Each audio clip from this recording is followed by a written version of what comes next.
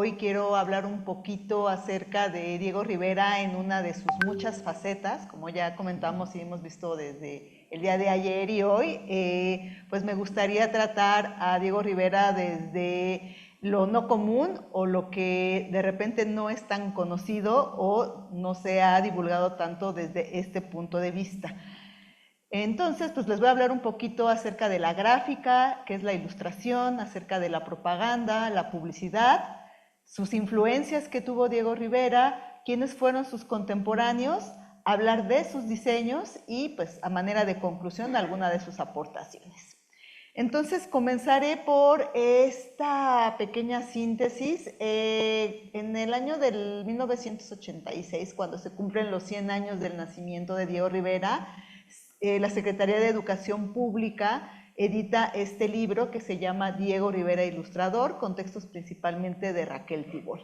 En él, pues bueno, no solo muestra la habilidad técnica de Rivera, sino también toda la producción que hizo en el arte gráfico, sino que también va a revelar cómo retrata la realidad social en México, así como su participación en movimientos sociales, revolucionarios y sus intereses por las causas populares, ¿no? Esta es la gran premisa del libro, lo que hemos visto y observado en la mayoría de documentos o análisis que se han hecho a través de este autor.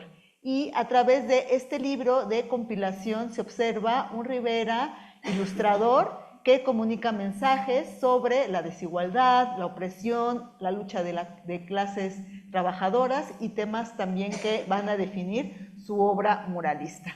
Entonces, este es un primer acercamiento donde no necesariamente se revisa a Diego Rivera como artista o como muralista, sino ya desde otro punto de vista que me gustaría ahondar más, de hecho.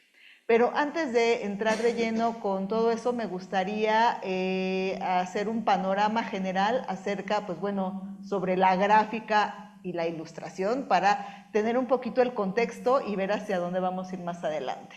Entonces, en el contexto de la producción artística, pero también de la práctica diseñística, representa la posibilidad de reproducir una imagen a manera que a múltiples personas puedan acceder a ella, poseerla en diferentes formatos y en diferentes contextos y propósitos. ¿Esto qué quiere decir? Que la gráfica va a ser esta reproducción de imágenes que se va a hacer en serie para una masa. Se busca compartir creaciones a un público más amplio y más accesible económicamente. Por eso la gráfica, incluso en precio, es más económica que si compráramos un óleo, si compráramos una acuarela. Entonces la gráfica viene a ser más accesible económicamente. Entonces, dentro de la gráfica vamos a encontrar la ilustración. Dentro de la ilustración, bueno, es una técnica y una forma de representación visual de imágenes usadas tanto en el diseño como en el arte.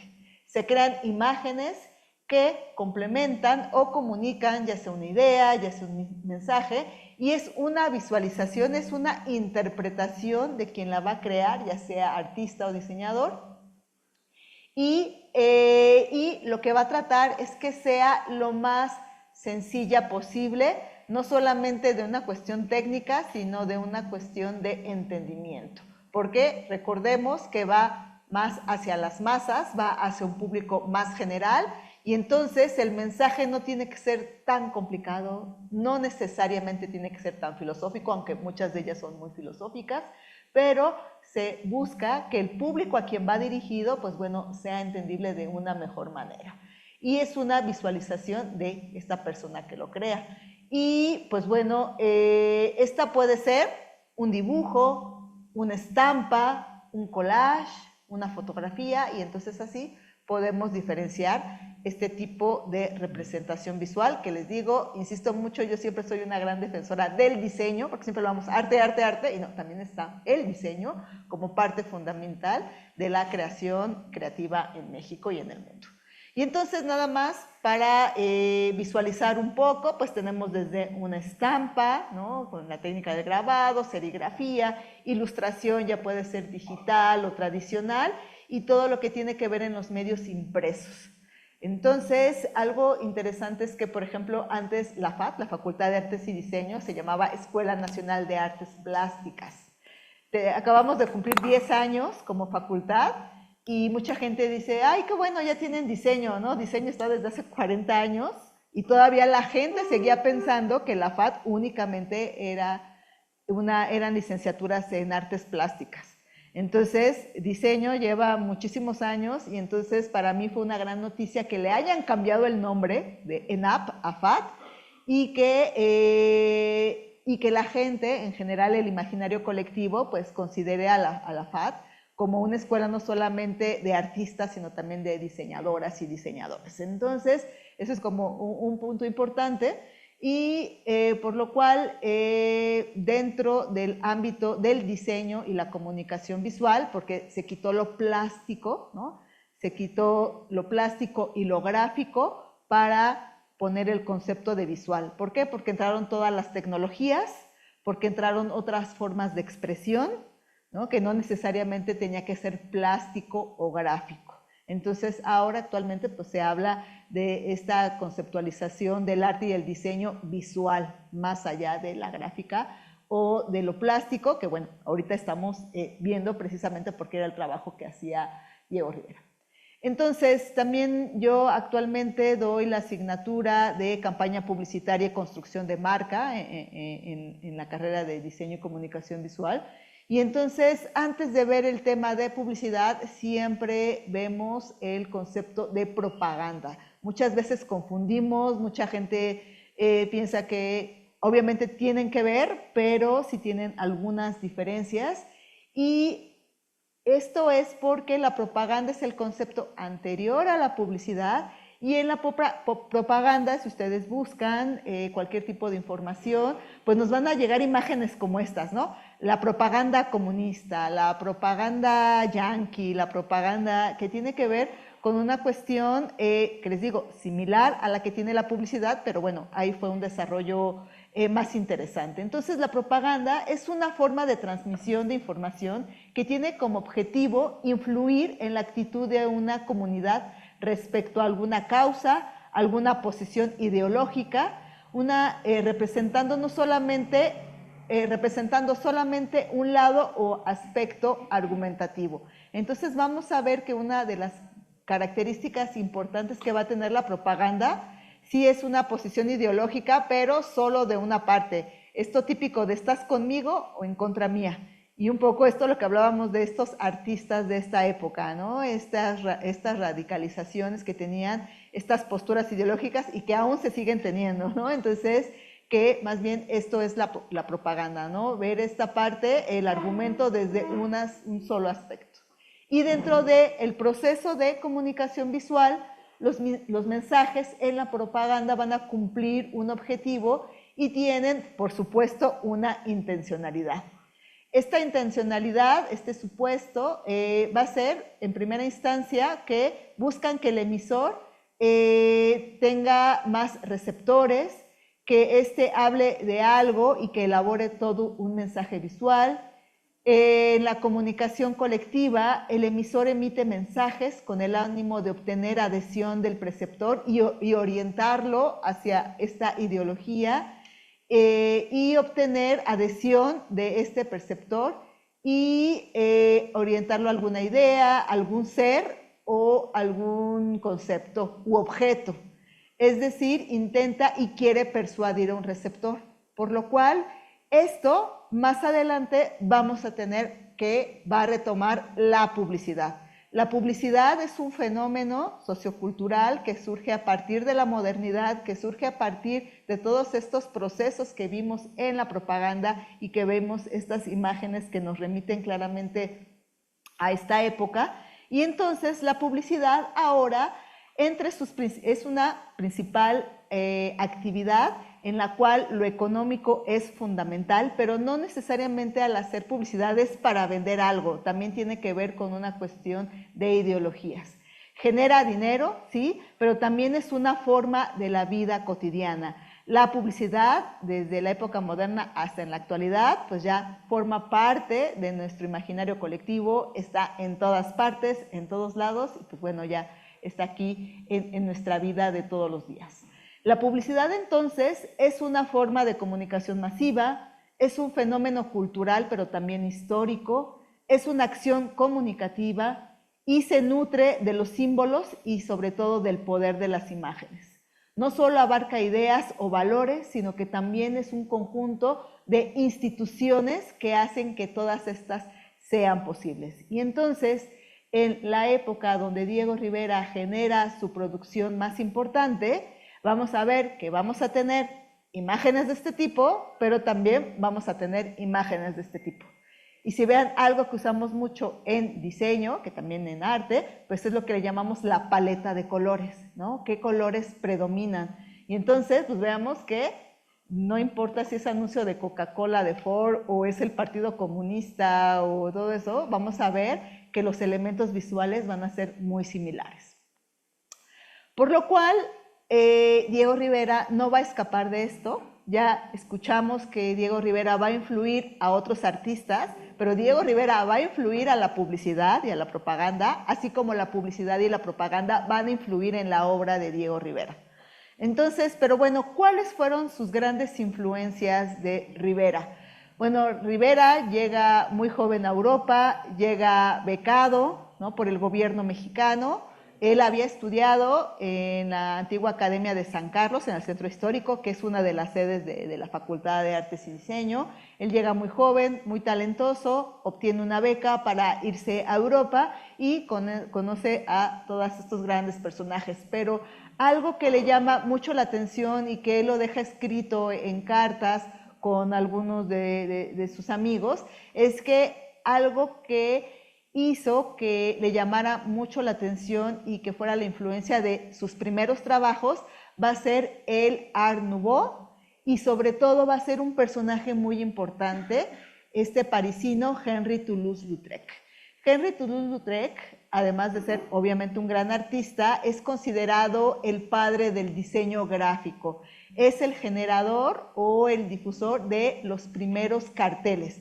El cartel, que ahora pues todo el mundo vemos, se hizo un cartel para este evento, todo eso, el cartel antes no existía, ¿no? O sea, pegar un cartel y verlo pegado en una pared, eso no existía. De hecho, ahí hay varias fotografías mostrando las personas que se dedicaban exclusivamente a pegar los carteles. Entonces, eso era una experiencia que no había. ¿Por qué? Porque el arte se iba a ver al museo, se iba a ver a una capilla, se iba a ver una galería, y de repente teníamos imágenes en las calles, pegadas en los postes, pegadas en los árboles, pegadas en todos lados, y esto no existía.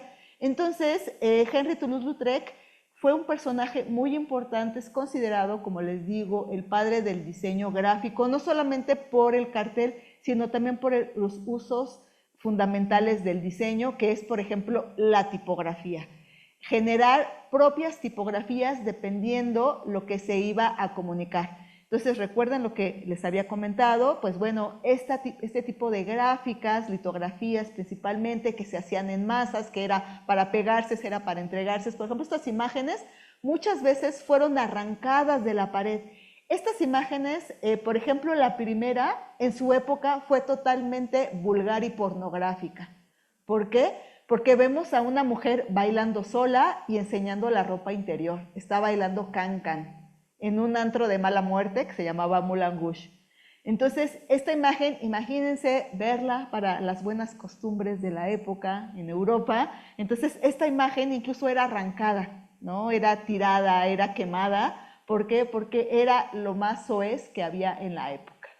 Entonces, pues bueno, Henry Toulouse-Lautrec, aquí vemos, usa el arte para llevarlo ahora a la publicidad y llevarlo al diseño. Y vamos a ver imágenes anunciando que vayas al Moulin Rouge, que vayas a las obras de teatro, que compres cigarros y todo eso, pero dando esta estética que estaba en la época del Art Nouveau, y que esto le sorprendió muchísimo a Diego Rivera. Le sorprendió mucho ver este tipo de arte que se empezaba a llamar diseño, cartelismo o publicidad, y que estaba en Europa y que eso pues no existía en el mundo. Otro de las...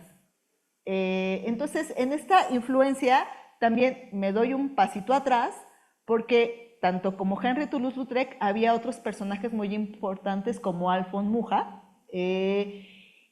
pero ambos estaban inspirados a su vez en el arte y el cartelismo japonés.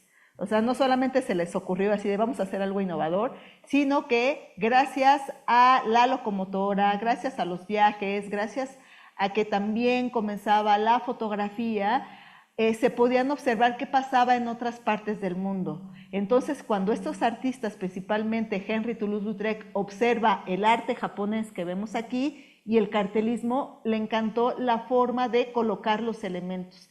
Este formato típico de cartel de 90 por 60, este cartel vertical, pues fue las primeras cosas que innovaron ahora, ¿no? Ya no era el marco, ya no era el lienzo típico, sino que hasta en el tamaño innovaron. Entonces, cómo ponían los textos en el arte japonés, la manera en cómo la colocaban, los elementos, la yuxtaposición, la paleta de colores. Entonces, todo eso hizo que lo trajeran a Europa y que generaran entonces imágenes como estas o imágenes como estas. Entonces, estos carteles de Alfons Mucha, pues los vemos hermosos y todo actualmente, pero también eran muy pornográficos.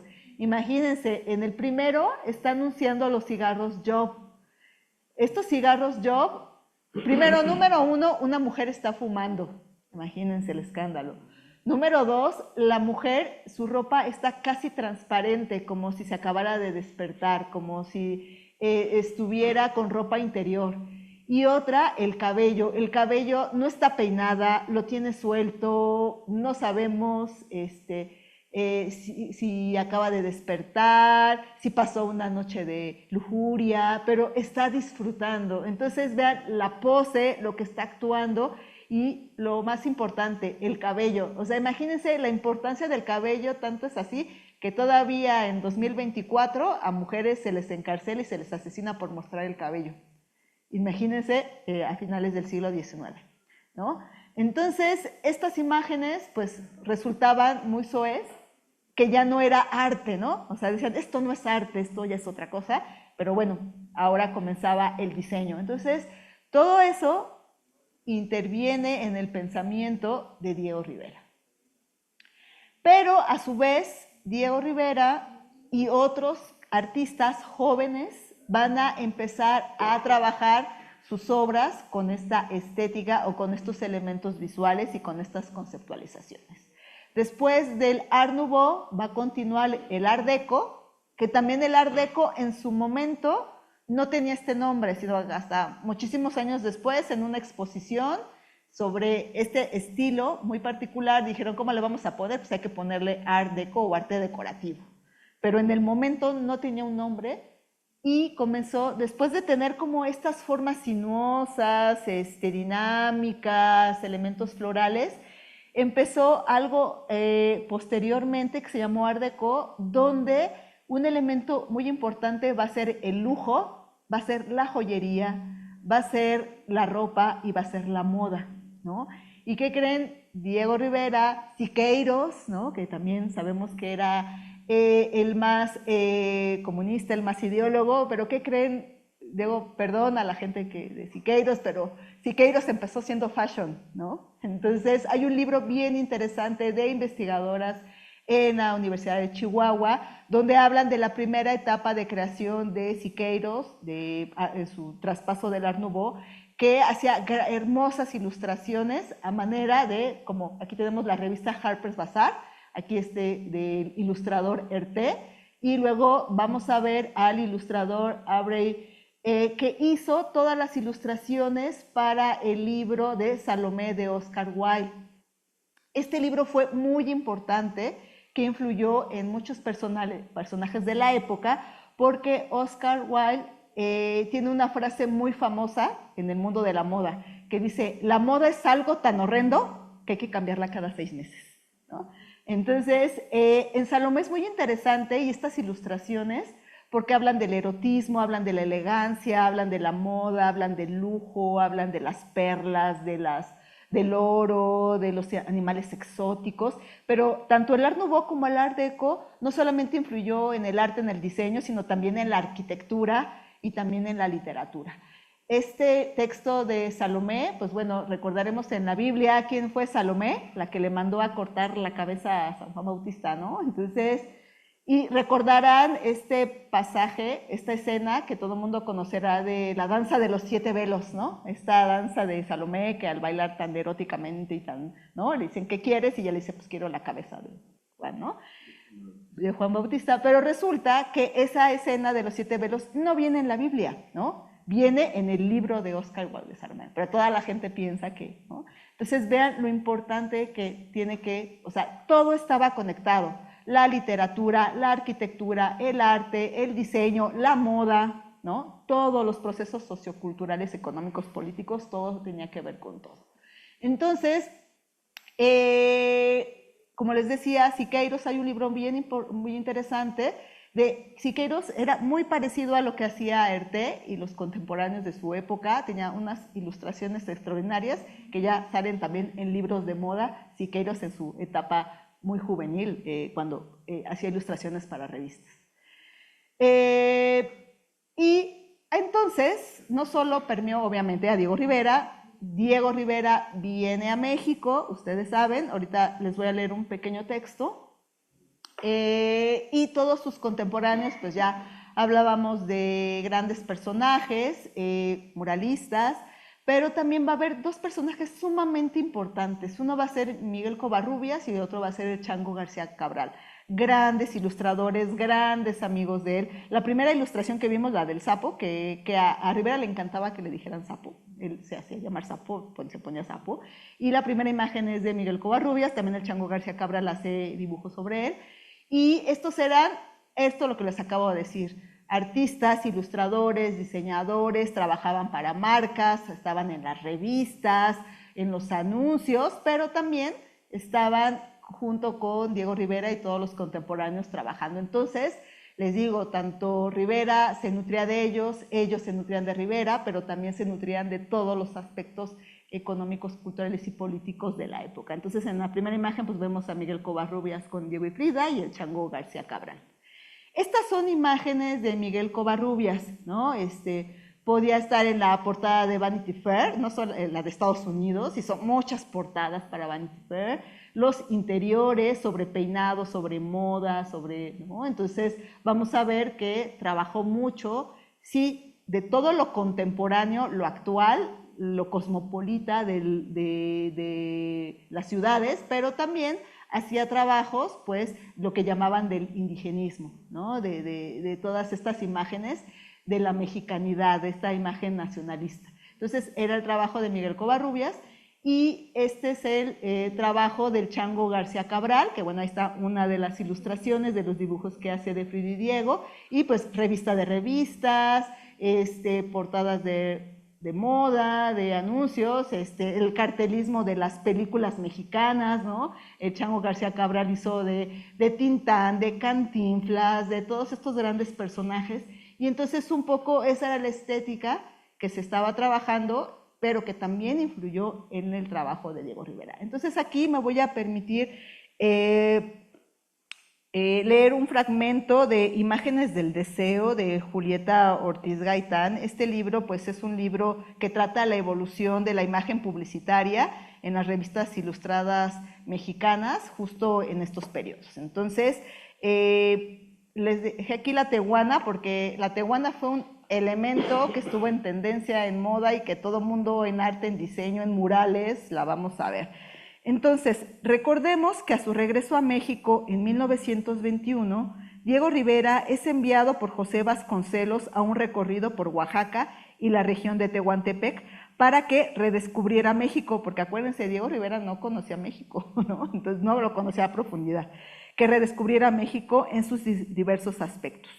Los apuntes tomados en este viaje, transferidos al fresco principalmente, poblaron después los muros de la Secretaría de Educación Pública en una serie de estilizadas tehuanas, en sus cántaros en la cabeza y sus vistosos trajes de gran atractivo exótico. Estas figuras femeninas fueron pintadas en los inicios del vasto repertorio nacionalista que Rivera habría de crear a lo largo de su trayectoria. Y aquí, bueno, muestra un anuncio que tiene una tehuana.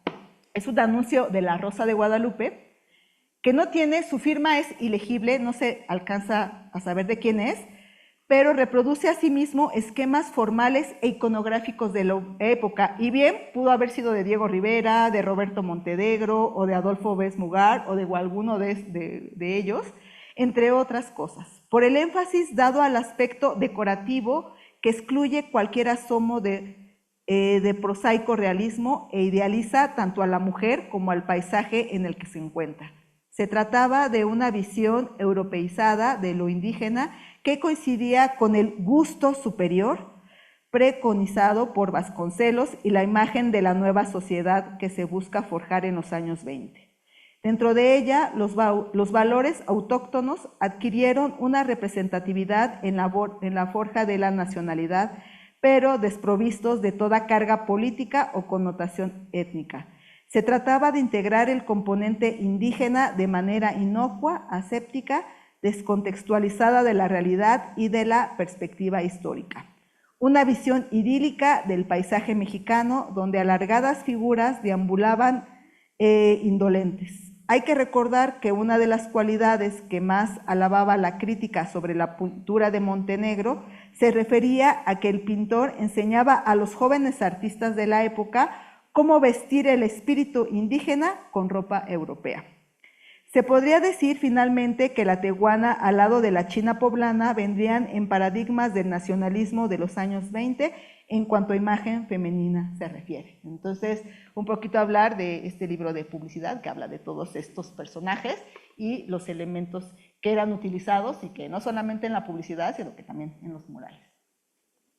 Ahora veamos, ahora sí, de toda esta contextualización y lo que vimos de antecedentes contemporáneos y entender un poquito la gráfica, pues ahora sí veamos que ahora yo le pongo diseños, ¿no? Diego Rivera, diseñador. Esta es su primera etapa y si vemos esta primera imagen muy al estilo Art Nouveau de una portada de revista, posteriormente vienen estas vanguardias, el cubismo, y pues bueno, aquí vamos a tener otra portada de otra revista y uno de los elementos importantes que va a tener el diseño o la gráfica va a ser el diseño editorial, donde vamos a ver revistas, tanto portadas como interiores.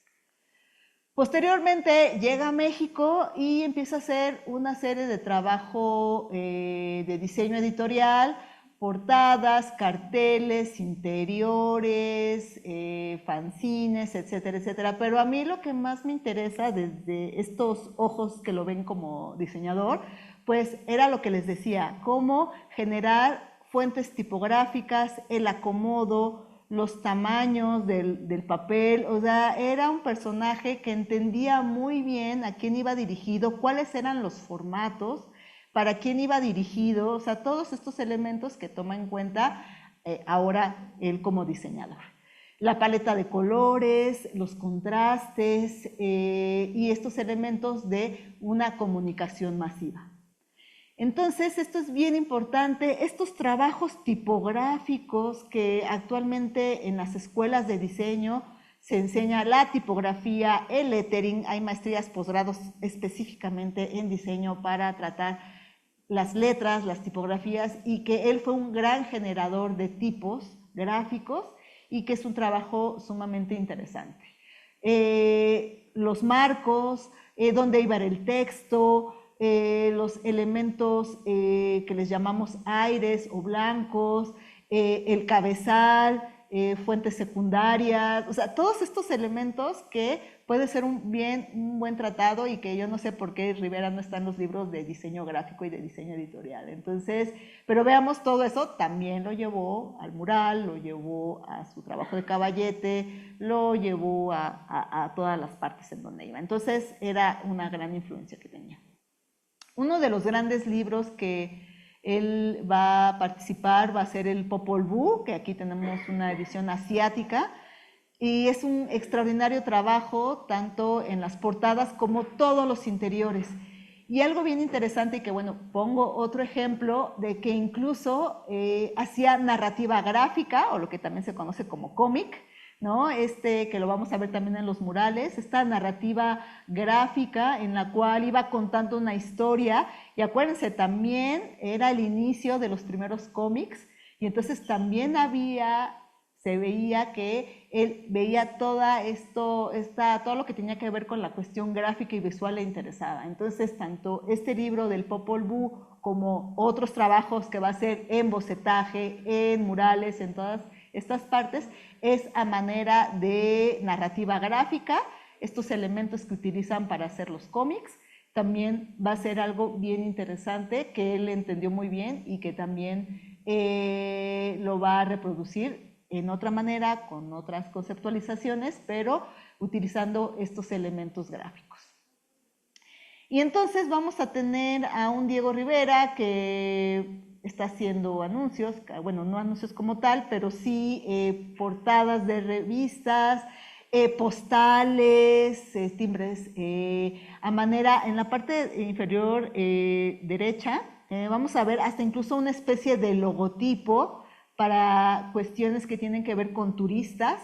Acordémonos que pues, Diego Rivera y Frida, o sea, hablaban inglés, hablaban francés, ruso, o sea, eran unas personas que eran muy cosmopolitas.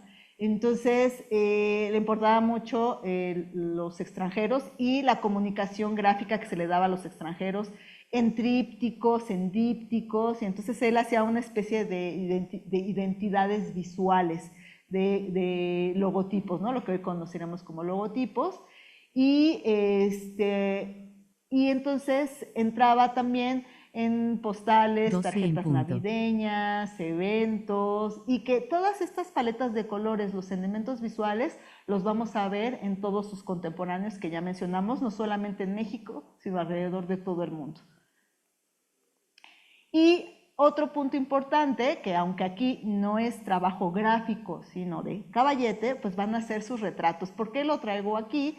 Porque también todos sus retratos, que estuvo muy aunado a la farándula, ustedes saben, gran amigo de las grandes divas, de los grandes actores, hizo el retrato de Silvia Pinal, de Dolores del Río, de María Félix, pero ¿qué creen? Las posturas, las ropas estaban sucediendo al mismo tiempo en las grandes revistas de moda, Vanity Fair, Harper's Bazaar, Vogue. Entonces, pues muchas de estas imágenes bien pudieron haber estado en estas revistas de moda. Y bueno, tan es así que Frida Kahlo salió en la portada de Vogue, ¿no? En el 40, no me acuerdo en qué año, y está en la portada de Vogue, ¿no? Entonces, pues bueno, aunque esto no es gráfica, pero estaba influenciado, lo que ahí pongo unas imágenes de algunas revistas, unas Vogue y otras Harper's Bazaar, en las cuales, pues bueno, las poses, la ropa, y en alguna exposición que hubo sobre moda en México, pues bueno, se le pidió a Silvia Pinal que prestara su cuadro y su vestido para que formara parte de esa exposición de moda con obra de Diego Rivera. Entonces también esta parte es interesantísima. Y bueno, nada más para hacer también estos comparativos, esta es una manera de cartel que también salió en un libro de Diego Rivera, en su paso por Rusia, pero vean esta primera imagen de Siqueiros, pero vean cómo conviven con la propaganda rusa, la propaganda china, pero al mismo tiempo compartían con Coca-Cola y con vinos, ¿no? O sea, la paleta de colores, la estética, los elementos, Art Deco, todo esto, gráficamente, pues tenían muchas cuestiones en común, y ya sea que él se nutría de ellas, insisto, o los demás se nutrían de lo que él estaba generando. Entonces era como la visualización que estaba dentro de la época. Por eso yo siempre les digo a mis estudiantes que, tanto de diseño principalmente y cuando he tenido de arte, pues hay que ver visualmente qué se está generando, no solamente el arte o no solamente el diseño, sino ver qué está sucediendo en todas las partes, no importa si es propaganda, publicidad, moda, arte contemporáneo, todo eso, porque todo eso nos va a nutrir para generar nuestras propias creaciones. Entonces, como manera de aportación que yo encuentro desde este punto de vista particular y que también es a manera de conclusión, pues son 3 elementos que yo veo importantes, como les digo, desde mi punto de vista como diseñadora. Primero, pues bueno, Diego Rivera, diseñador, que ahora con el texto que preparemos ya voy a poner también Diego Rivera, diseñador. Esta visión cosmopolita, esta visión abierta, saber qué estaba sucediendo en París, en China, en Rusia, saber qué estaba pasando en América Latina, saber qué estaba pasando en alguna comunidad originaria en México. Un día estar hablando con embajadores, otro día estar hablando con los dueños de Chrysler, otro día estar hablando con los influencers más importantes del cine. Entonces, esta visión cosmopolita para mí es muy importante y una gran aportación que se muestra en su trabajo. Por otra parte, es un creador, sí, de las artes, pero también de los diseños. Eso es bien importante. Su trabajo en los ámbitos creativos del arte y del diseño es sumamente importante y que habría que analizarse más. Y por último, que es un generador de estilos y de estéticas innovadoras. Realmente tomó todo eso para generar su propio estilo, sus propias conceptualizaciones, pero sobre todo ahorita actualmente hay un término bien interesante. Las agencias de publicidad y mercadotecnia están ya en desuso y ahora las nuevas empresas se llaman generadoras de tendencias. ¿Sí? Ya van con las marcas y no dicen, voy a hacer que vendas tantos vinos.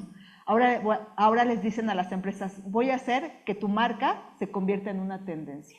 Y eso, pues ya Diego Rivera ya lo hacía hace muchos años, ¿no? Fue un generador de tendencias, ¿no? Bueno, pues muchas gracias. Eso sería de mi parte. Gracias.